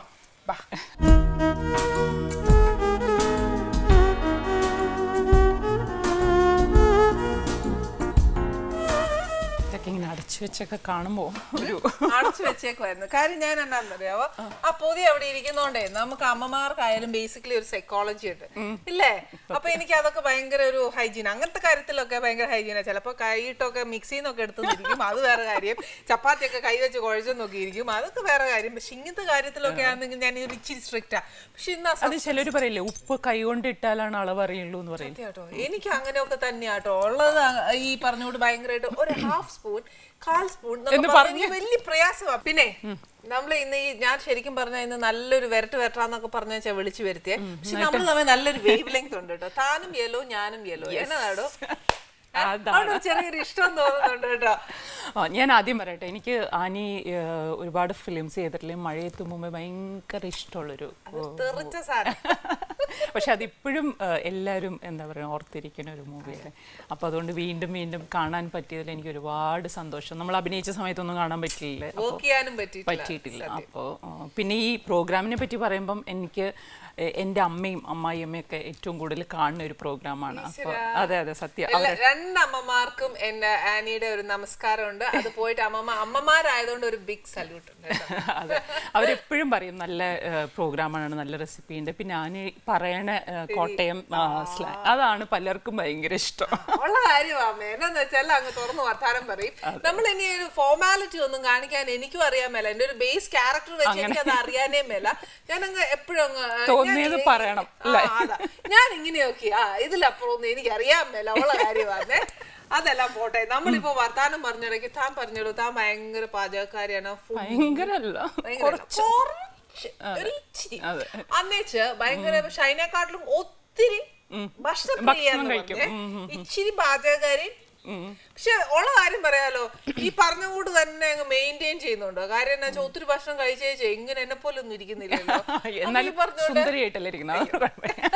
നല്ല മെയിൻറ്റെയിൻ ചെയ്യുന്നുണ്ട്. അതിനൊക്കെ നല്ലൊരു ക്രെഡിറ്റ് കൊടുത്തവരോട് ഇതെങ്ങനെ നോക്കുന്നുള്ളൂ. അതെന്റെ പ്രൊഫഷൻ അതല്ലേ. എനിക്ക് അതില്ലാണ്ട് ഒരുപാട് വണ്ണം വെച്ചിരുന്നു. ഡാൻസ് ചെയ്യാണ്ട് ജീവിക്കാൻ പറ്റില്ല. ഞാനൊക്കെ കഷ്ടപ്പെട്ടു കേട്ടോ. ഉള്ളതേ ഡാൻസ് ചെയ്തു. ഏതാ അഭിനയിച്ചുകൊണ്ടിരുന്ന സമയത്ത് ഒരു കാല് വെക്കാന്നൊക്കെ പറഞ്ഞ അപ്പോ 100 ദൈവങ്ങളെ ഒരുമിച്ച് വിളിക്കും. നിങ്ങളൊക്കെ കുഞ്ഞുമോലെ ട്രെയിൻ ചെയ്ത് അതിൽ തന്നെയല്ലേ ജീവിതമൊക്കെ. അതുകൊണ്ടാണ് ജീവിക്കുന്നത്. അപ്പൊ അതുകൊണ്ട് വണ്ണം വെച്ച് കഴിഞ്ഞാൽ നമുക്ക് ഭയങ്കര ബുദ്ധിമുട്ടാണ്. പക്ഷെ നല്ല വർക്ക്ഔട്ട് അല്ലേ ഡാൻസ് എന്ന് പറയുന്നത് തന്നെ അല്ലേ? ഡാൻസ് ചെയ്യും, പിന്നെ ജിമ്മിലും വർക്ക്ഔട്ട് ചെയ്യും. അത് അത്യാഗ്രഹമായി പോയി കേട്ടോ. അത് വേണ്ടായിരുന്നു. ഞങ്ങളെയൊക്കെ ഒരുപാട് തീരെ മോശമാക്കി കളഞ്ഞു. അത് വേണ്ട, ഞങ്ങൾക്കൊക്കെ ഇത്രേ പറ്റുള്ളൂ. ബാക്കി പറഞ്ഞു. ഇങ്ങനെ ഇഷ്ടപ്പെടുന്നവർക്ക് ഇഷ്ടപ്പെട്ടാ മതി. മതി. കാര്യം ഇന്നത് പോലെ എനിക്ക് എന്നെ കൊണ്ട് ഒക്കുള്ളൂ. നേരത്തെ പറഞ്ഞോളല്ലേ. ഇതെല്ലാം പോട്ടെ. ഈ 15 കൊല്ലം എവിടെ ആയിരുന്നു കുഞ്ഞെ? അല്ല, ഞാൻ ബാംഗ്ലൂർ കല്യാണം കഴിഞ്ഞപ്പോൾ ബാംഗ്ലൂർ സെറ്റിലായി. പിന്നെ മോളായി. പിന്നെ ഡാൻസ് ഇൻസ്റ്റിറ്റ്യൂഷൻ തുടങ്ങി. ഇപ്പോൾ മോള് കുറച്ച് വലുതായി. എൻ്റെ ഇൻസ്റ്റിറ്റ്യൂഷന് മോളിപ്പോൾ 10th-ലായി. അപ്പം അവളുടെ കാര്യങ്ങളൊക്കെ സെറ്റായി. ഇൻസ്റ്റിറ്റ്യൂഷനും ഇപ്പോൾ 10 years ആയി. അപ്പം അതുകൊണ്ട് എല്ലാം ഒരു സെറ്റിൽ ആയി. അതെ അതെ അതെ ഇത്രയും കാലം അതിനു വേണ്ടി ഒരു ഓട്ടമായിരുന്നു. അതെ, ഡാൻസ് ക്ലാസ്സും എല്ലാം നമ്മൾ ഇനീഷ്യലി തുടങ്ങുമ്പോൾ നമ്മുടെ ഒരു ശ്രദ്ധ ഇപ്പോഴും വേണം. സ്റ്റാഫ് ഉണ്ട്. പക്ഷെ എന്നാലും എനിക്ക് കുറച്ച് അങ്ങോട്ടും ഇങ്ങോട്ടൊക്കെ ട്രാവൽ ചെയ്യാമെന്നുള്ളൊരു സിറ്റുവേഷൻ ആയി ഇപ്പോൾ. ഡാൻസ് എങ്ങനെ ഒരു ക്ലാസിക്കൽ ഭരതനാട്യമാണ് പഠിപ്പിക്കണത്. എനിക്ക് ഞാൻ പറഞ്ഞ പോലെ 5 ബ്രാഞ്ചസ് ഉണ്ട്. അപ്പം പാരലലായിട്ട് ക്ലാസ്സുകൾ ഇങ്ങനെ വീക്ക്ലി വൺസ് മാത്രമേ ഓഫുള്ളൂ. ബാക്കി എല്ലാ ദിവസവും ക്ലാസ്സസ് ഉണ്ട്. പ്രോഗ്രാം 4 വർഷം കഴിഞ്ഞിട്ട് കുട്ടികളെ കൊണ്ട് നമ്മൾ അരങ്ങേറ്റം പോലെ പ്രോഗ്രാം ചെയ്യിപ്പിക്കും. അപ്പൊ എല്ലാ കൊല്ലവും ഓരോ കുട്ടികൾ അഡ്മിഷൻസ് വരാറുണ്ട്. ഓരോ വർഷം നമുക്ക് 2 പ്രാവശ്യം പുതിയ ബാച്ചസ് ഉണ്ടാവും. അപ്പോൾ ഓരോ ബാച്ചിലും ഒരു 35 സ്റ്റുഡൻസ് വരും. അപ്പോൾ അതിന് ഒരു വർഷം കൊണ്ട് നമുക്ക് ഇൻട്രസ്റ്റ് ഉള്ള ആൾക്കാർ. അതെ അതെ ഉറപ്പായിട്ടും. ശരി. അപ്പൊ ഞാനൊരു കാര്യം ചോദിക്കട്ടെ. നല്ലൊരു ഡാൻസറാണ്. ഇപ്പൊ ഒരു സ്കൂൾ നടത്തുന്നു, എല്ലാം ചെയ്യുന്നു. ഇപ്പൊ നമുക്ക് ഒരു പെൺകുട്ടി ഉണ്ടെങ്കിൽ ഒരു കറക്റ്റ് ഏജ് എപ്പോഴാണ്? 6 years എന്ന് പറഞ്ഞാൽ 3.5 വയസ്സ് മുതൽ പാരൻസിന് ഭയങ്കര തിടുക്കല്ലേ. എൻ്റെ മോള് നന്നായിട്ട് ഡാൻസ് ചെയ്യും, ടിവിയുടെ മുമ്പിൽ നന്നായിട്ട് ഡാൻസ് ചെയ്യും. പക്ഷെ എന്താണെന്ന് വെച്ചാൽ കുട്ടികൾക്ക് ഇത്തിരി ഒരു മെച്യൂരിറ്റി. ഇപ്പം നമ്മളൊരു സ്ഥലത്ത് നിൽക്കുക എന്ന് പറഞ്ഞാൽ അവർക്ക് നിൽക്കാൻ ആവണ്ടേ. മനസ്സിലാവും. അതെ, അല്ലെങ്കിൽ നമ്മളിങ്ങനെ അവരെ പ്രഷറൈസ് ചെയ്യണം. നിങ്ങൾ ഇത് ചെയ്യണം, ഇതെന്ന് പറഞ്ഞാൽ കുറച്ച് വീട്ടിൽ പോയി നമ്മൾ പ്രാക്ടീസ് ഒക്കെ ചെയ്യേണ്ടത്. അപ്പോൾ ഈ 3.5 വയസ്സായ കൊച്ചിൻ്റെ അടുത്ത് നമ്മൾ എന്ത് പറയാനാ, വീട്ടിൽ പോയി പ്രാക്ടീസ് ചെയ്യണമെന്ന് പറഞ്ഞാൽ മനസ്സിലാവും. ഇല്ല. അപ്പം അതുകൊണ്ട് ചില കുട്ടികൾ എന്താ ആ വയസ്സിൽ നമ്മൾ പ്രഷറൈസ് ചെയ്ത് കഴിഞ്ഞാൽ പിന്നെ അവർ പഠിക്കുകയില്ല. അപ്പം ഞാൻ എപ്പോഴും പാരൻസിനോട് നിങ്ങൾ കുറച്ച് വെയിറ്റ് ചെയ്യൂ. അപ്പോൾ 6 years ആയി അവർക്ക് ഒരു ഇത്തിരി ഒരു മനസ്സിലാവും നമ്മൾ എന്താ പറയണേന്ന്. അതെ. പിന്നെ അവരൊരു 4-5 വർഷം നമ്മുടെ കൂടെ തന്നെ ഉണ്ടാവും ആ വയസ്സിൽ ജോയിൻ ചെയ്ത്. ഈ ഡാൻസ് പഠിച്ചു ചെയ്തുകൊണ്ടിരുന്ന സമയത്ത് ഈ 16 years സെറ്റിൽ ആവാൻ വേണ്ടിയുള്ള ഓട്ടത്തിന്റെ ഇടയിൽ എപ്പോഴെങ്കിലും ഒന്ന് അഭിനയിച്ചാൽ പറ്റുമോ തോന്നുന്നു? തോന്നാറുണ്ട്. അത് തോന്നാത്ത ആൾക്കാർ കുറവായിരിക്കും. എന്താ പറയുക, അഭിനയം ഞാൻ പറഞ്ഞില്ല, അഭിനയം എനിക്ക് ഒരുപാട് മിസ് ചെയ്തിട്ടില്ല. കാരണം എന്താണെന്ന് വെച്ച് കഴിഞ്ഞാൽ ഞാൻ ഡാൻസിൽ വളരെ സജീവമായിട്ട് ഇപ്പോഴാണെങ്കിലും ആഴ്ചയിൽ ഒരു 3 ദിവസം എൻ്റെ ടീച്ചറടുത്ത് ക്ലാസ്സിന് പോകും. കച്ചേരിയായിട്ട് ചെയ്യും. ഇപ്പോഴും പോകും. ആഴ്ചയിൽ 3 ദിവസം ടീച്ചറടുത്ത് ക്ലാസ്സിന് പോകും. പിന്നെ 1.5 മണിക്കൂർ കച്ചേരിയായിട്ട് ചെയ്യാറുണ്ട്. അപ്പം എനിക്കൊന്നും അതിലൊക്കെ കുറച്ച് ബിസി ആയിട്ട് ഇരുന്നത് കൊണ്ട് എനിക്ക് അത്രയും ഭയങ്കര ഒരു അതെ ബുദ്ധിമുട്ട് തോന്നും. പക്ഷെ എന്നാലും ഉറപ്പായിട്ടും നമ്മൾ ടി വിയിലൊക്കെ കാണുമ്പോൾ എപ്പോഴെങ്കിലും ഒന്ന് അഭിനയിക്കായിരുന്നു. എന്നെ ഭർത്താവ് ഇടയ്ക്ക് ചോദിക്കാം മിസ്സായി പോയോ എന്നല്ലേ. പക്ഷെ നമ്മൾ ഈ പറഞ്ഞ പോലെ ഓട്ടത്തിനിടയിൽ മോള് വളരുന്നു. നമ്മുടെ നാട്ടിലല്ല, വേറൊരു നാട്ടിലായിരുന്നു. അപ്പൊ പെൺകുഞ്ഞാണ്. അപ്പൊ അതിന്റെ ഒരു കെയർ എത്രയായാലും അമ്മയ്ക്ക്. അമ്മമാർക്ക് പെൺകുട്ടികളെന്ന് പറയുമ്പോൾ അത് ഉറപ്പായിട്ടും നമ്മൾ എപ്പോഴും കൂടെ ഉണ്ടാവണം. എല്ലാ കാര്യത്തിനും കൂടെ ഉണ്ടാവണം. ഇപ്പോഴും 10th ആണെങ്കിലും ഞാൻ ഭക്ഷണം കഴിക്കാം. അപ്പൊ അവള് പറയും, അമ്മ എനിക്കറിയാം അമ്മ ഭക്ഷണം കഴിക്കാൻ. പക്ഷെ എന്നാലും നമ്മുടെ ഒരു സ്നേഹവും നമുക്ക് എന്നും കുഞ്ഞുങ്ങൾ അതൊരു കുഞ്ഞുങ്ങൾ തന്നെയായിരിക്കും. ഇപ്പൊ ആലോചിക്കുന്നില്ലേ നമ്മുടെ അമ്മമാരൊക്കെ. ശരി, ഞാനതാ പറയാൻ വന്നത്. അമ്മ ഇപ്പോഴും വീട്ടിൽ ചെല്ലുമ്പോൾ കഴിക്കുക, അമ്മ ഞാൻ കഴിക്കുക, അവിടെ പോയിട്ട് നീ എന്തായാലും പട്ടിണി എടുക്കാൻ പോകണല്ലോ, അപ്പൊ അതുകൊണ്ട് കഴിക്കുക. അപ്പൊ ഇത് ഞാൻ ചോദിച്ചത് മാത്രല്ല, അമ്മയും ചോദിക്കാറുണ്ട് അല്ലേ, നീ അവിടെ ഭക്ഷണം കഴിക്കുന്നില്ലേ എന്നാണായിരിക്കും ചിലപ്പോ അമ്മ ചോദിക്കുന്നത്. പക്ഷെ വീട്ടിൽ വന്നു കഴിയുമ്പോ ഏതൊരു അമ്മയ്ക്കായാലും നമുക്ക് ഇഷ്ടമുള്ള ആഹാരം ഉണ്ടാക്കി തരാനും നമ്മളെ വയറ് നിറച്ച് കഴിപ്പിക്കാനും ഒക്കെ ഏതൊരു അമ്മയ്ക്കും ഇഷ്ടം തന്നെ ആയിരിക്കും. അതിനില്ല, നമ്മളെപ്പോഴെങ്കിലും നമ്മള് ഹസ്ബൻഡിന്റെ കാര്യം, മക്കളുടെ കാര്യം, നമ്മുടെ ബാക്കി കാര്യങ്ങൾ എല്ലാം നമ്മൾ ചെയ്യുമ്പോൾ നമ്മളൊരു നേരം ഭക്ഷണം കഴിച്ചോ എന്ന് ചോദിക്കാൻ നമ്മുടെ അമ്മ മാത്രമല്ലേ ഉള്ളൂ. അത്രേ, ശരിക്കും അങ്ങനെ എനിക്ക് എപ്പോഴും തോന്നാറുണ്ട്. വേറെ ആരും എന്ന് പറഞ്ഞാൽ അവർക്കും സമയമില്ലാത്തതുകൊണ്ടാണ് അതിനെപ്പറ്റി ബോധവാനുള്ളത്. പക്ഷെ അമ്മ എപ്പോഴും അമ്മ തന്നെയാണ്. അതെ, പക്ഷെ ഇപ്പം എന്റെ ഏട്ടൻ ചോദിക്കാറുണ്ട് കേട്ടോ, ഏട്ടൻ കഴിക്കുന്നതിന് മുമ്പ് എന്നോട് ചോദിക്കും താൻ കഴിച്ചോ, അത് ചോദിക്കാറുണ്ട്. അതുകൊണ്ട് എനിക്ക് ഭയങ്കര ഹാപ്പി. അതുകൊണ്ടൊരു അമ്മ ഇല്ലാത്ത ഒരു ദുഃഖം എനിക്ക് ഇതുവരെ ദൈവം അനുഗ്രഹിച്ച് തോന്നിയിട്ടില്ല. ഏട്ടൻ അത്രയും കെയറിങ് ആയിട്ടാണ് നോക്കുന്നത്. പിന്നെ നാട്ടിലെവിടെയാണോ തന്റെ വീട്? നാട്ടില് ശരിക്കും കോതമംഗലമാണ് വീട്. പക്ഷെ ഇപ്പം അച്ഛനും അമ്മയും എല്ലാവരും എറണാകുളത്തേക്ക് സെറ്റിൽ ചെയ്തിരിക്കുന്നു. ഇപ്പൊ എവിടെ സെറ്റിൽ ചെയ്തേക്കുന്നത്? ഞാൻ ബാംഗ്ലൂർ സെറ്റിൽ ആണ്. കുറെ വർഷങ്ങളായിട്ട് ബാംഗ്ലൂർ സെറ്റിൽ ചെയ്തു. മോളുടെ പഠിത്തവും എന്റെ ഡാൻസ് സ്കൂളും എല്ലാം അവിടെ തന്നെയാണ്. പക്ഷെ ഇടയ്ക്കിടയ്ക്ക് ഈ പറഞ്ഞ മാതിരി ഒന്ന് ശ്വാസം വലിച്ചു എന്റെ ഹസ്ബൻഡ് ഇപ്പൊ പോണ്ടേ നാട്ടിൽ. എനിക്ക് ഭയങ്കരമായിട്ട് അവരൊക്കെ മിസ് ചെയ്യും എപ്പോഴും. അപ്പൊ ഞാൻ ഓടി ഓടി വരും അമ്മയും എപ്പോഴും. അതെ, ഒരു പ്രാവശ്യം വന്നു കഴിഞ്ഞാൽ പിന്നെ ചോദിക്കും ഇനി എന്നാ അടുത്ത് ബുക്ക് ചെയ്യും. പക്ഷെ നമുക്ക് ഇങ്ങോട്ട് വരാനായിട്ട് ഭയങ്കര തിടുക്കവാന്നേ, എന്നാ പോവാൻ തന്നെ ഭയങ്കര സങ്കടമാണ്. ഇപ്പോഴും അതെ, ഒരു മാസമൊക്കെ നിന്നിട്ട് പോകുമ്പോ ഭയങ്കര വിഷമത്തിൽ. സത്യമാ, എനിക്ക് ശ്രീജ ഇതുവരെ മെച്ചോർഡ് ആയിരുന്നില്ല തോന്നുന്നുണ്ട്. ശരിക്കും ഏതൊരു മക്കളായാലും അങ്ങനെയാ, സ്വന്തം വീട്ടിൽ വന്നിട്ട് പോകുമ്പോ ഒരു വിഷമം ഉണ്ടാവും, നാച്ചുറൽ. ഈ ഫസ്റ്റ് ഫിലിമിലേക്ക് താൻ വരുന്നൊക്കെ? ഞാൻ കലാമണ്ഡലത്തിൽ പഠിച്ചുകൊണ്ടിരിക്കുമ്പോഴാണ് കമലദൾ അവിടെ ഷൂട്ടിംഗ് നടക്കുന്നത്. എനിക്ക് തോന്നുന്നു സെക്കൻഡ് ഇയർ ആയിരുന്നു അന്ന്. അപ്പം സാധാരണ രീതിയിൽ അവിടെ ഇങ്ങനെ ഷൂട്ട് വരുമ്പോഴത്തേക്കും അവിടുത്തെ സീനിയേഴ്സിനായിരിക്കും ചാൻസ് ഉണ്ടാവുക. ഇത് സിബി സാറ് നേരിട്ട് കളരിയിൽ വന്നിട്ട് സെലക്ട് ചെയ്തത്. അന്ന് അങ്ങനെ എന്തോ ഒരു ഭാഗ്യം കൊണ്ട് ഞാനും സെലക്ട് ആയി. അല്ലെങ്കിൽ എനിക്ക് തോന്നുന്നുണ്ട് ഞാൻ ഫിലിമിൽ, ഞാനൊരു നാട്ടിൻപുറത്ത് ജനിച്ചു വളർന്ന ഒരു കുട്ടിയാണ്. അപ്പോൾ അതുകൊണ്ട് ഫിലിമിൽ വരാനൊരു കോണ്ടാക്റ്റോ അങ്ങനെ ഒന്നും ഉണ്ടായിരുന്നില്ല എനിക്ക്. അപ്പം അങ്ങനെ ഒരു യാദൃച്ഛികമായിട്ടാണ് ഞാൻ ഫിലിമിൽ വരണത് കമലദളത്തിൽ. പിന്നെ എനിക്ക് തോന്നുന്നു കമലദളം കഴിഞ്ഞിട്ടാണ് പൊന്തന്മാട ചെയ്തിരിക്കുന്നത്. പിന്നെ കോഴ്സ് കഴിഞ്ഞിട്ട് കുറച്ച് ഫിലിംസ് ചെയ്തു, അത്രേ ഉള്ളൂ. ഓക്കെ, അപ്പൊ താൻ അപ്പൊ ശരിക്കും പറഞ്ഞ ഒരു സിബി സാർ വന്ന് സെലക്ട് ചെയ്തതിന്റെ കൂട്ടത്തിൽ ഒരു കുട്ടിയായിട്ട് താൻ ഇങ്ങനെ വന്നത്. അപ്പൊ എപ്പോഴാണ് താൻ സ്വന്തമായിട്ട് റെക്കഗ്നൈസ് ചെയ്തത് that you are an actor? എനിക്ക് തോന്നുന്നു പൊന്തന്മാടെ കഴിഞ്ഞ് ഞാൻ കന്മതൊക്കെ അഭിനയിച്ച് ആ സമയത്താണ് എനിക്ക് അതെ സുമ എന്ന് പറഞ്ഞ ആ ക്യാരക്ടർ എനിക്ക് എന്നും ഭയങ്കര ഇഷ്ടമുള്ള ഒരു ക്യാരക്ടറാണ് ലോസ് സാറിൻ്റെ സ്ക്രിപ്റ്റിൽ. അപ്പോൾ എനിക്ക് തോന്നിയിട്ടുണ്ടായിരുന്നു എന്താ പറയുക, എനിക്ക് കുറച്ചും കൂടെ ഒക്കെ അഭിനയിക്കണം. പക്ഷെ പെട്ടെന്ന് തന്നെ കല്യാണം കഴിഞ്ഞു. ഞാൻ പറയാം, ഞാൻ അഭിനയിച്ച സമയത്ത് എനിക്കറിയില്ല, എനിക്ക് അത്ര ഒരു മെച്യൂരിറ്റി ഉണ്ടായിരുന്നില്ല. പക്ഷെ ഇപ്പോൾ ആലോചിക്കും, ഇപ്പോഴും ടി വിയിൽ ആ ഫിലിംസ് ഇപ്പം സമ്മർ ആണെങ്കിലും വീണ്ടും ചില എല്ലാ ഫിലിംസ് ഇങ്ങനെ വന്നുകൊണ്ടിരിക്കുമല്ലോ. അപ്പോൾ യേശോ കഷ്ടമായി പോയി, കുറച്ചും കൂടെ ഒക്കെ നന്നായിട്ട് അഭിനയിക്കാം.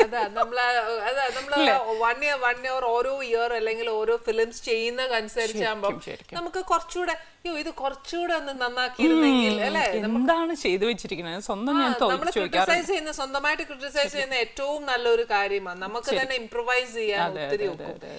ശ്രീജ ഒരുപാട് ഈ പറഞ്ഞ കൂട്ട് ഡാൻസ് പെർഫോമൻസും എല്ലാം ശ്രീജ ചെയ്തിട്ടുണ്ട്. ഏറ്റവും കൂടുതൽ ഓഡിയൻസ് വന്ന ഒരു സ്റ്റേജ് ഞാൻ കുറേ വർഷങ്ങൾക്ക് മുമ്പാണ്. അതിപ്പോൾ ഒന്നുമല്ല, എനിക്കൊന്ന് കോഴ്സ് കഴിഞ്ഞ ഇടയ്ക്ക് ഞാൻ ഗുരുവായൂർ അമ്പലത്തിൽ ചെയ്തിട്ടുണ്ട്. അന്ന് കൃഷ്ണ നിവേദന എന്ന് പറഞ്ഞൊരു ഐറ്റം ചെയ്തിട്ടുണ്ട്. അത് ചെയ്യുമ്പം ആൾക്കാർക്ക് ഉള്ളൊരു സന്തോഷം ശരിക്കും അവരിങ്ങനെ ഫീൽ ചെയ്യണം. അതാണ് ഒരു ആർട്ടിസ്റ്റിനെ സംബന്ധിച്ച് നമുക്ക് കിട്ടുന്ന ഏറ്റവും വലിയൊരു അംഗീകാരം. ശരിക്കും നമുക്ക് തന്നെ സ്വന്തം കണ്ണ് നിറഞ്ഞു. അതൊക്കെ വളരെ എന്താ പറയുക, എനിക്ക് ലൈഫിൽ അങ്ങനെ ഒറ്റ പ്രാവശ്യം ഉണ്ടായിട്ടുള്ളൂ. അതാ ശരിക്കും അത് നമ്മൾ ആ പ്രേക്ഷകരെ പറഞ്ഞു മനസ്സിലാക്കി കൊടുക്കലാണ്. എനിക്കിപ്പോഴും മനസ്സിൽ ഓർമ്മ വരണത് ആ ഒരു പെർഫോമൻസ്. നമ്മൾ ഒരുപാട് ചെയ്യാറുണ്ട്, പക്ഷെ എന്നാലും ഈ പറഞ്ഞ മാതിരി നമുക്ക് സംതൃപ്തി തോന്നുന്ന പെർഫോമൻസ് എന്ന് പറയുന്നത് വളരെ കുറച്ചായിരിക്കും ഉണ്ടാവുള്ളൂ. അപ്പൊ ഈ 15 ഇയേഴ്സിന് ശേഷം സെറ്റിൽ ആയതിനു ശേഷം ഇപ്പം തനിക്ക് ഞാൻ തിരിച്ച് അഭിനയിക്കാം എന്ന് തോന്നാൻ അങ്ങനെ പ്രത്യേകിച്ച് കാരണമൊന്നുമില്ല. ഞാൻ കുറേ കാലത്തിന് ശേഷം ആദ്യം ചെയ്ത അവതാരം എന്ന് പറഞ്ഞ മൂവിയാണ്. അപ്പോൾ ജോഷി സാറിൻ്റെ പ്രൊഡക്ഷനിൽ വിളിച്ചിട്ട് ഇങ്ങനെ ഒരു ക്യാരക്ടർ ഉണ്ട്, ചെയ്യാൻ താല്പര്യമുണ്ടോ എന്ന് ചോദിച്ചപ്പോൾ ഞാൻ വിചാരിച്ചു ചെയ്തു നോക്കും. ടെൻഷൻ ഉണ്ടായിരുന്നു, കാരണം ഇത്രയും വർഷങ്ങൾക്ക് ശേഷം പറ്റുമോ അഭിനയിക്കാൻ.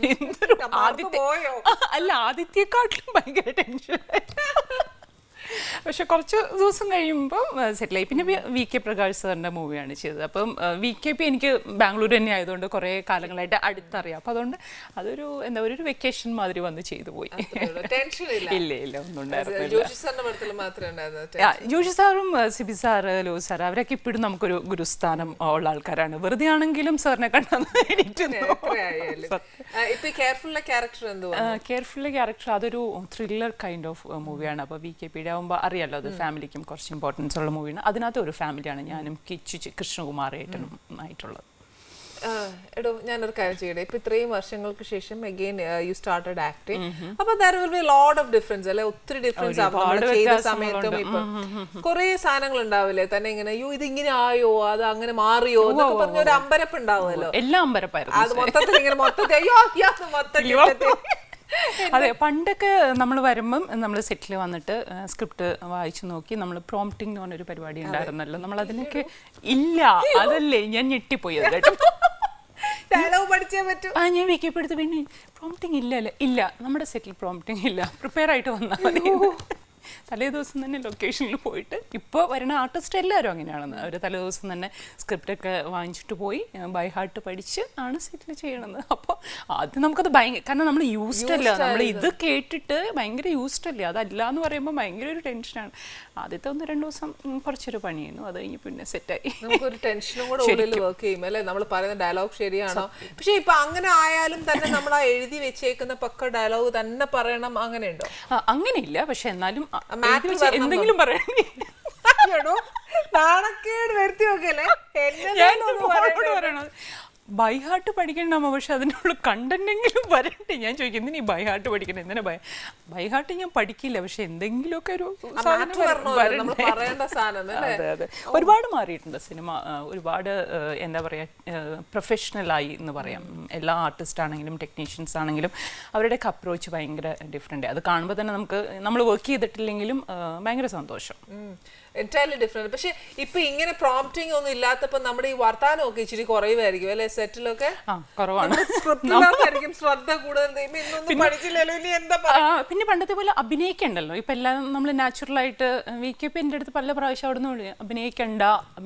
പിന്നെ നമുക്ക് ഈ ഡാൻസ് ഒക്കെ പഠിച്ചുകൊണ്ട് കൂടുതലാണ് ഈ ഐബ്രോസ് ഒക്കെ ഇങ്ങനെ പൊക്കിയിട്ടൊക്കെയുള്ള പരിപാടികൾ പണ്ടേ മുതൽ പറയാറുണ്ട് എല്ലാവരും. കുറയ്ക്കൂ. അത് ഡാൻസ് പഠിച്ചതിൻ്റെ ഒരു പ്ലസും മൈനസും ഒക്കെയാണ്. അപ്പം കുറച്ചും കൂടെ നാച്ചുറൽ ആയിട്ടാണ് ഇപ്പോൾ എല്ലാവരും അഭിനയിക്കുന്നത്. ഒരുപാട് വ്യത്യാസങ്ങളുണ്ട്. നല്ല രീതിയിലുള്ള ചേഞ്ചസ് ആണ് സിനിമയ്ക്ക്. അത് തന്നെ എത്രയോ നല്ല സിനിമകൾ ഇപ്പോൾ വരുന്നു. യങ്സ്റ്റേഴ്സ് ഒക്കെ ന്യൂ ജനറേഷൻ എത്ര നല്ല ഫിലിംസ് ഉണ്ട്, ഒരുപാട് നല്ല മെസ്സേജസ് വരുന്ന ഫിലിംസ് ഉണ്ട്.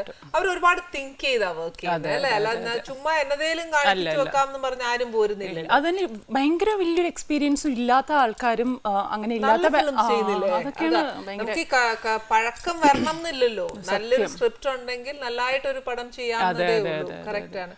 ഇത്രയും കാലം തനിക്ക് ആദ്യം വന്നിടയ്ക്ക് തന്റെ ബെസ്റ്റ് ഫ്രണ്ട് ആയിരുന്നു ഫിലിം ഫീൽഡ് ആരായിരുന്നു? ബെസ്റ്റ് ഫ്രണ്ട് എനിക്ക് ചിപ്പി നല്ല ഫ്രണ്ടായിരുന്നു. പിന്നെ ചാന്ദിനിയും ഞങ്ങൾ ഒരുമിച്ച് ഇൻസ്റ്റിറ്റ്യൂഷനിൽ പഠിച്ച ആൾക്കാരായിരുന്നു. അപ്പൊ അതുകൊണ്ട് ചാന്ദിനി പിന്നെ കണ്ടില്ലേ? ഉണ്ട്, ഇടയ്ക്ക് ഭയങ്കര മെലിഞ്ഞാന്നല്ലോ ഇരിക്കുന്നത് ഇപ്പൊ. സാധിക്കുന്നു ചാന്ദിനി ആരും കണ്ടിട്ടില്ലല്ലോ അല്ലേ? നമുക്ക് ഇവിടെ കൊണ്ടുവരാന്നേ. ഞാൻ ഈ പറഞ്ഞ ഡയലോഗ് കാണുമ്പോഴേ മനസ്സിലാവും ഞാൻ എന്ത് മെലിഞ്ഞായിരിക്കുന്നു. ഉറപ്പായിട്ട് കണ്ടുകഴിയുമ്പോ എന്നെ അപ്പ് ഫോൺ ചെയ്യും, ഉറപ്പാന്നു. അത് ശ്രീജയ ഇങ്ങനെ ഇത്രയും മണം വെച്ചിരിക്കുകയും ചാന്ദിനി അത്രയും മെലിഞ്ഞിരിക്കുക എന്നുള്ള രഹസ്യം നമുക്കൊന്നും അറിഞ്ഞ ഇപ്പൊ പ്രേക്ഷകർക്ക് മനസ്സിലായില്ല എന്താന്ന്. രണ്ടുപേരും നല്ല അസലായിട്ട് ഡാൻസേഴ്സ്. അതെ നല്ല ഡാൻസറാണ് ചാന്ദിനി. എനിക്ക് തോന്നുന്നു ചാന്ദിനിയും സ്കൂൾ നടത്തുന്നുണ്ട്, മക്കളും ഒക്കെ പഠിക്കുന്നുണ്ട്. ഡാൻസും ആയിട്ട് വളരെ ക്ലോസ് ആയിട്ടിരിക്കും. എനിക്കൊന്നും ശ്രീജയെ പോലെ അത്യാഗ്രഹം ഇല്ല, ജിമ്മിലും കൂടെ പോകാറില്ലെന്ന് തോന്നുന്നു. അതുകൊണ്ടാ ഉള്ളത് ഡാൻസ് മാത്രം മതിയെന്ന് വിചാരിച്ചിരുന്നിട്ടാണ് ഇതൊക്കെ അത്യാഗ്രഹം. എനിക്ക് ഇനി ഒരുപാട് കാര്യങ്ങളൊക്കെ ചെയ്യണമെന്ന് ആഗ്രഹമുണ്ട്. എന്ത് കാര്യം? ബാഡ്മിന്റൺ ഒക്കെ ഇഷ്ടമാണ്. പക്ഷെ ബാഡ്മിന്റൺ ഒക്കെ കളിച്ച് കൈയൊക്കെ ഒടിഞ്ഞോണ്ട് പിന്നെ ഹസ്ബൻഡ് പറഞ്ഞു വേണ്ട ചെയ്യണ്ട. കൈ ഒടിഞ്ഞത് എങ്ങനെ? വീണു അതാ പറഞ്ഞ ഞാൻ പറഞ്ഞ അത്യാഗ്രഹത്തിന് മോളെ ഉള്ളത് വെച്ച് ഓണം പോലെ കഴിയണോന്ന് പറയുന്നത് ഇതാ. ഇപ്പൊ എല്ലാവർക്കും മനസ്സിലായല്ലോ അല്ലേ? അതാണ് ഒരു പാഠം പറഞ്ഞാലേ മനസ്സിലായ അനുഭവം ഗുരു. ശ്രീജയുടെ ഫാമിലിയും മോള് എങ്ങനെ ഇരിക്കും, ശ്രീജയുടെ ഫാമിലി ഇങ്ങനെയാണ് ഇതാണെന്നൊക്കെ മോളെ കാണാനൊക്കെ ഞങ്ങളുടെ പ്രേക്ഷകർക്ക് എത്ര പേർക്ക് ആഗ്രഹം ഉണ്ടാവും. ഉറപ്പായിട്ടും. മോളുടെ പേര് മൈഥിലി എന്നാണ്. മൈഥിലി. ഹസ്ബൻഡ് ഒരു ബിസിനസ് ആളാണ്, മദൻ നായർ. പക്ഷെ മധു പാട്ടൊക്കെ പാടുന്നതാണ്. അപ്പം അതുകൊണ്ടാണ് എന്നെ ഇഷ്ടപ്പെട്ട് കല്യാണം കഴിച്ചത്. ചേട്ടൻ പാട്ട് പാടും? പാട്ട് പഠിച്ചിട്ടുണ്ട്, ഇപ്പൊ പാടില്ല ബിസിനസ് ആയതുകൊണ്ട്. പക്ഷെ അതിനോടൊരു താല്പര്യമുണ്ട്, മൃദംഗം കലയോടൊരു താല്പര്യം. ഇപ്പം ചാന്ദിനിയും ചിപ്പി അല്ലാതെ വേറെ ഏതൊക്കെ ഫ്രണ്ട്സ് ഉണ്ട്? ഫിലിം ഫീൽഡിൽ എനിക്ക് ഫ്രണ്ട്സ് ശരിക്കും കുറവാണ്. എനിക്ക് എൻ്റെ ഞാൻ പറഞ്ഞില്ലേ കുറേ വർഷമായിട്ട് അവിടെ ആയതുകൊണ്ട് എനിക്ക് ഒരു ഗ്രൂപ്പ് ഓഫ് എന്താ പറയുക ഒരു 10 പേരുണ്ട് ഡാൻസ് പഠിച്ച് കുറേ വർഷം എൻ്റെ കൂടെ ഉള്ളവർ. അല്ലാത്ത ഫ്രണ്ട്സും അവരായിട്ട് നമ്മൾ ഈ 1 day ടൂറൊക്കെ പോവും. എല്ലാ കാര്യങ്ങളും ഉണ്ട്. മഞ്ജുവായിട്ടും കല്യാണം കഴിഞ്ഞ് മോളൊക്കെ ഉണ്ടാവണ വരെ നമ്മൾ ടച്ചിലായിരുന്നു. പിന്നെ ഈ പറഞ്ഞവർ എല്ലാവരും അവനവൻ്റെ കാര്യങ്ങളും ഫാമിലിയൊക്കെ ആയിട്ട് അങ്ങ് മാറിയത് കൊണ്ട് പിന്നെ വലിയ കോണ്ടാക്ട് ഇല്ല. എവിടാ നമ്മള് ബന്ധങ്ങൾക്കിടെ പോലും ശരിക്കും ഇപ്പൊ ഓണം വിഷു ഒക്കെ വരുമ്പോ ഒന്ന് വിഷു അയക്കാന്നല്ലാണ്ട് നമ്മൾക്ക്. അല്ലാതെ പണ്ടൊക്കെ നമ്മുടെ അച്ഛനമ്മമാരൊക്കെ ചെയ്യുന്ന എന്നാന്നറിയാ, നമ്മുടെ ചേട്ടന്റെ അനിയന്റെ മക്കളുടെ ഒക്കെ വീട്ടിൽ പോവാ, വല്യമ്മമാരുടെ വീട്ടിൽ പോവാ. ഇപ്പൊ അങ്ങനത്തെ ഒരു ഇടപാടേ ഇല്ല. അതുകൊണ്ട് എന്നാന്നറിയോ നമ്മുടെ ബന്ധങ്ങൾ തന്നെ അകന്നകന്ന് പോവാ. ശരിക്കും ഇപ്പൊ ഒരു വാട്സാപ്പ് കൂടെ വന്നപ്പോ വർത്താനം കൂടെ പറയണ്ട, ഇങ്ങനെ ഒരു കുത്ത് ഞാനിവിടെ ഉണ്ടേ. അതും അച്ഛനും അമ്മയും മോളും ഇരിക്കണേ 3 പേരുടെ കയ്യിലും ഫോണാണ്. 3 പേര് സത്യമാ. ഈ മിക്ക ഒരു വീട്ടമ്മമാരുടെ കയ്യിൽ ഇപ്പൊ ഞാൻ അന്നേലും ചില നേരം ഞാൻ ആ ചെന്നേച്ച് ഹോളിലൊക്കെ കാണുമ്പോ അപ്പന്റെ 3 മക്കളുടെയും ഇതൊക്കെ കാണുവേ, ഞാൻ പറഞ്ഞു ഞാൻ ഇനി എന്നേലും ഒന്ന് പറയണമെന്ന് ഇതിനകത്ത് കുത്തി കാണിച്ചു തരാം, അല്ലാതെ നിങ്ങളാരും എന്റെ മുഖത്ത് നോക്കുന്നില്ലല്ലോ, എന്നാ ചെയ്യാൻ നോക്കുന്നു. ഇത് ഞാനല്ലടോ മിക്ക സ്ത്രീകളും പറയുന്ന ഒരു കാര്യമാണ്. അതുകൊണ്ട് ഇപ്പൊ വാതുറന്ന് വർത്താനവും ഇല്ല. എനിക്ക് പക്ഷെ ഇഷ്ടമുള്ള കാര്യം പറയാലോ, എല്ലായിടത്തും പോവുക, എല്ലാവരോടും വർത്താനം പറയുക, നമ്മൾ ബേളം വെക്കുക, ആ ഒരു ബന്ധങ്ങൾ എപ്പോഴും നമ്മൾ സൂക്ഷിക്കുക, അതല്ലേ ഏറ്റവും നല്ലത്. അല്ലെങ്കിൽ പണ്ടൊക്കെ നമ്മൾ ഭക്ഷണം കഴിക്കാൻ ടേബിളിൽ ഇരിക്കുമ്പോൾ ആ ഒരു കോൺവെർസേഷൻ ഉണ്ടായിരുന്നു. ഇപ്പൊ അതും ഇല്ല. ഇപ്പൊ അതെല്ലാം മാറി ഡൈനിങ് ടേബിളിൽ നിന്ന് മാറി എല്ലാവരും ടിവിയുടെ മുമ്പിൽ ഇരുന്ന് എന്താ കഴിക്കണേന്ന് ഞാൻ മൈത്രി എടുത്ത് ഒന്ന് നോക്കൂ എന്താ കഴിക്കണെന്നുള്ളൂ. അതാണ് സത്യം. ഇങ്ങനെ നിന്നിട്ട് അമ്മ എന്തോ കൊണ്ടിടുന്നു, ഞാൻ എന്തോ തിന്നുന്നു. എപ്പോഴും ഞാൻ അതിന് വഴക്കുണ്ടാക്കും വീട്ടിൽ. നമുക്ക് ഡൈനിങ് ടേബിൾ വേണ്ട, അതിന്റെ ആവശ്യമില്ല. കാരണം എല്ലാവരും സോഫയില്ല. കാരണം ഇവർ രണ്ടുപേരും പോയിരിക്കും. പിന്നെ ഞാൻ വിചാരിക്കും ഞാൻ മാത്രം എന്തിനാ എങ്ങനെ ഇരിക്കണം, ഞാനും പോയിരിക്കും. സത്യം. ഇപ്പൊ തിരിച്ച് ബാക്ക് ടു ഫിലിം ഫീൽഡിലേക്ക്, ഇതെല്ലാം നമുക്കൊരു ബാക്കിലൊരു പവർ വേണം. എനിക്ക് ഉറപ്പായിട്ടും എൻ്റെ ഹസ്ബൻഡ് വലിയൊരു സപ്പോർട്ടാണ് എല്ലാ കാര്യത്തിനും. അതിപ്പോൾ ഡാൻസിൻ്റെ കാര്യമാണെങ്കിലും ഞാൻ ഇൻസ്റ്റിറ്റ്യൂഷൻ തുടങ്ങുമ്പോൾ എനിക്ക് ഒരൊറ്റ ബ്രാഞ്ച് ഉണ്ടായിരുന്നു. ഞാനൊരു 20 കുട്ടികളെ വെച്ചിട്ട് തുടങ്ങിയതാണ്. അത് ഗ്രാജുവലി വലുതായി കഴിഞ്ഞപ്പോൾ ഞാൻ ഹസ്ബൻഡ് എനിക്ക് അഡ്മിൻ ഒന്നും മാനേജ് ചെയ്യാൻ പറ്റാത്ത ആൾ, അപ്പോൾ മാർക്കറ്റിംഗ് അങ്ങനെ ഒന്നും അറിയില്ല. അപ്പം മദൻ എന്താന്ന് വെച്ചാൽ അതിനകത്ത് ഭയങ്കര ക്വാളിഫൈഡ് ആയിട്ടുള്ള ആളാണ്, മദൻ നായർ.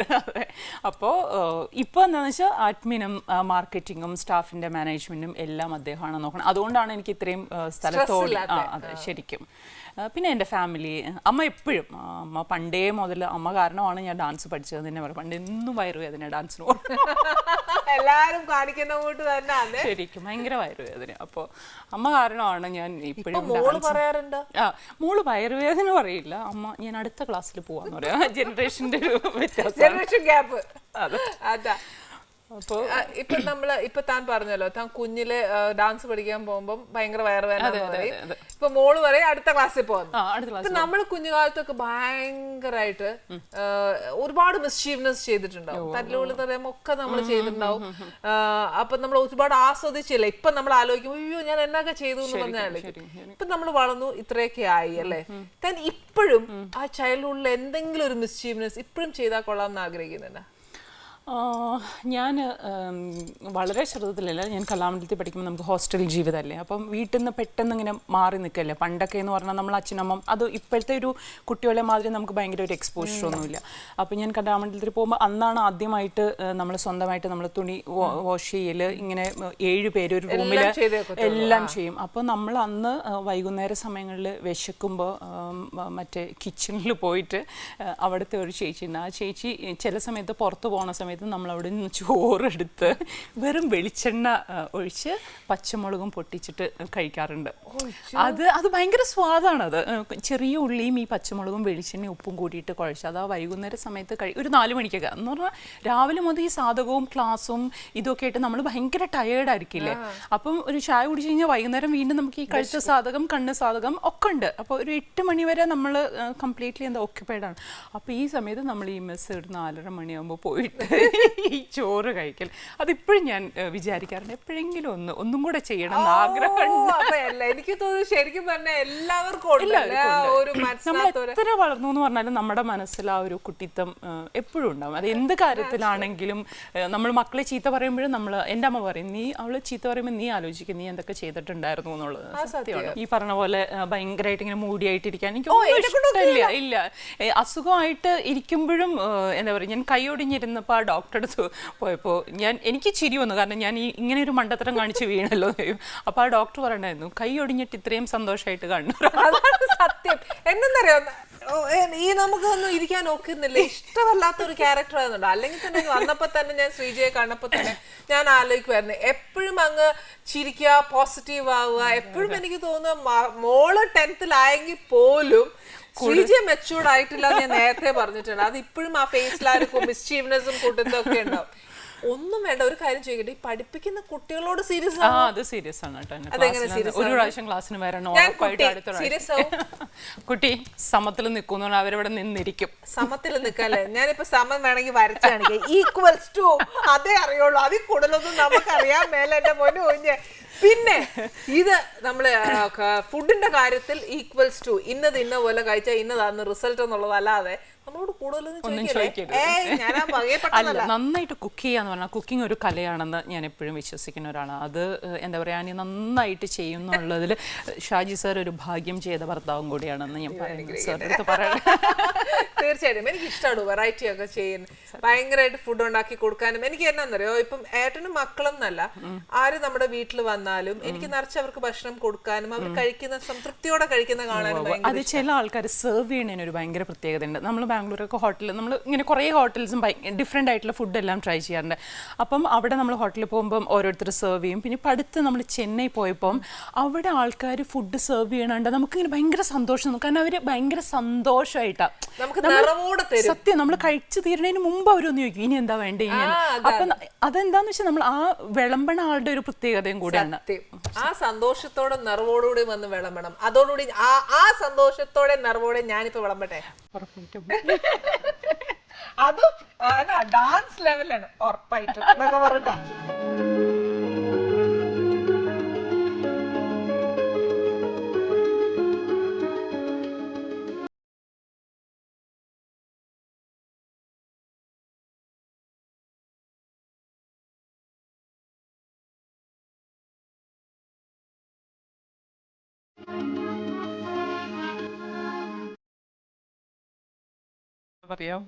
പറയാൻ വാക്കുകളില്ല, അത്ര രസമായിട്ടുണ്ട്.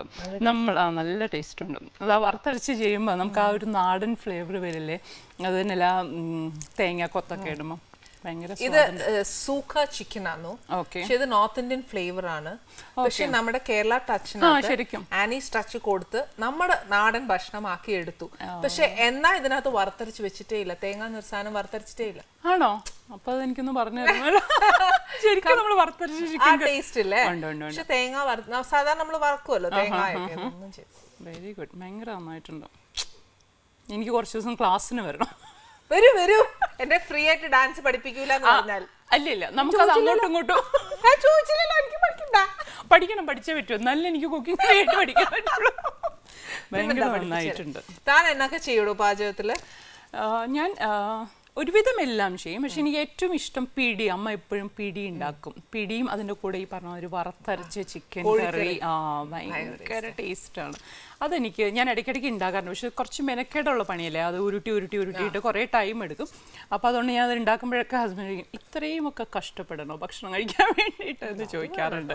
ഇപ്പൊ സ്വാദുള്ളൊരു ഭക്ഷണം നമുക്ക് കഴിക്കണം എന്നുണ്ടെങ്കിൽ അത് ഭക്ഷണം നല്ലടോ. ഏതിനായാലും ഒരു നല്ല ഔട്ട്പുട്ട് വരണം എന്നുണ്ടെങ്കിൽ നമ്മളൊരു ഇച്ചിരി പ്രയാസപ്പെട്ടേ ഉള്ളൂ. ഇതെല്ലാം പോട്ടെ, താൻ ഏത് നേരം ഈ പിടി ഉണ്ടാക്കാതെ മോക്ക് ഇഷ്ടമുള്ളത് എന്താ? മോൾ എപ്പോഴും ആരെങ്കിലും കേട്ടോ ചിരിക്കും. എപ്പോഴും എന്നോട് ഉണ്ടാക്കാൻ പറയണമെന്നറിയാം, അമ്മ രസം ഉണ്ടാക്കി തരും. എന്താണോ ഇത് ഇപ്പത്തെ പിള്ളേർ ചോദിക്കുന്നതാ? അവൾക്ക് ഭയങ്കര ഇഷ്ടമാണ് രസം. അപ്പോൾ അത് ഞാൻ ആഴ്ചയിൽ ഒരിക്കൽ എങ്ങനെയെങ്കിലും ഉണ്ടാക്കി കൊടുക്കാറുണ്ട്. ഒരു മിനിറ്റ്, ആ രസത്തിൽ എന്താണ് ഇത്ര വലിയ രസം? അതെനിക്കറിയില്ല. ഞാൻ നമ്മളുണ്ടാക്കാത്ത രസമാണോ?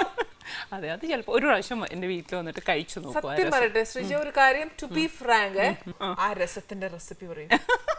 പ്ലീസ് ഞങ്ങൾ ഒന്ന് കേട്ടു നോക്കട്ടെ, അത് എന്തെങ്കിലും സ്പെഷ്യൽ ഇല്ല, ഉണ്ടാവും. ഞാൻ സ്പെഷ്യലായിട്ടൊന്നും ചെയ്യാറില്ല. ഞാൻ ഉള്ളി ആദ്യം വറുത്തിട്ട് കുറച്ച് ചെറിയ ഉള്ളി, കുറച്ച് വെളുത്തുള്ളിയും കുരുമുളകും എല്ലാം കൂടെ ഒന്ന് അരച്ചെടുക്കും. എല്ലാം കൂടെ അത് മാത്രമല്ലല്ലോ, വെളുത്തുള്ളി, കുരുമുളക്, ജീരകം, ഇത്രയും ഒന്ന് ചതച്ചെടുക്കും. ചതച്ചെടുത്തിട്ട് ഈ ഉള്ളി വഴറ്റിയിലേക്ക് ഇടും. എന്നിട്ട് ടൊമാറ്റോ വെറുതെ ഇടണ പകരം അതൊന്ന് ഒന്ന് ബ്ലാൻഡ് ചെയ്തിട്ട് അതും ഒന്ന് അരച്ചിടും. അപ്പം എന്താണെന്ന് വെച്ചാൽ ആ ഗ്രേവി കുറച്ച് തിക്കായിട്ടിരിക്കും.